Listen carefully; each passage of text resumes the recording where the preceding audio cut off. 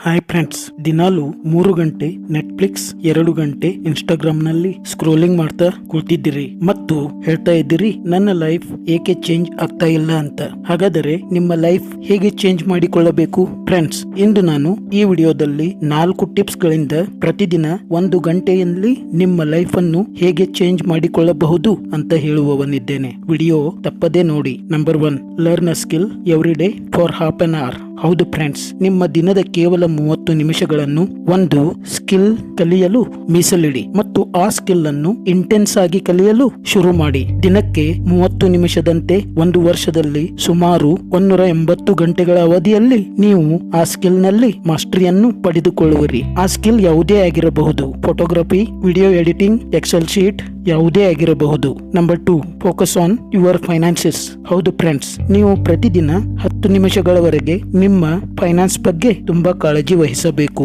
ನೀವು ನಿಮ್ಮ ಅಕೌಂಟ್ ನಲ್ಲಿರುವ ಹಣ ಎಲ್ಲಿ ಹೋಗ್ತಾ ಇದೆ, ನಿಮ್ಮ ಜೀವನದ ಫ್ಯೂಚರ್ ಫೈನಾನ್ಸಿಯಲ್ ಪ್ಲಾನ್ ಗಳೇನು, ಯಾವುದರಲ್ಲಿ ಸೇವಿಂಗ್ ಮಾಡಬೇಕು, ಯಾವುದರಲ್ಲಿ ಇನ್ವೆಸ್ಟ್ ಮಾಡಬೇಕು ಎಂಬುದರ ಬಗ್ಗೆ ಒಂದು ಪ್ರಾಪರ್ ಪ್ಲಾನಿಂಗ್ ಅನ್ನು ಮಾಡಿಟ್ಟುಕೊಳ್ಳಬೇಕು. Number 3, read. ಹೌದು ಫ್ರೆಂಡ್ಸ್, ದಿನಾಲು 10 ನಿಮಿಷಗಳವರೆಗೆ ಯಾವುದೇ ಒಂದು ಒಳ್ಳೆಯ ಆರ್ಟಿಕಲ್ ಅಥವಾ ಬುಕ್ ಅನ್ನು ಓದಿಕೊಳ್ಳಿ. ಅದು ಯಾವುದೇ ವಿಷಯದ ಮೇಲೆ ಆಗಿರಬಹುದು.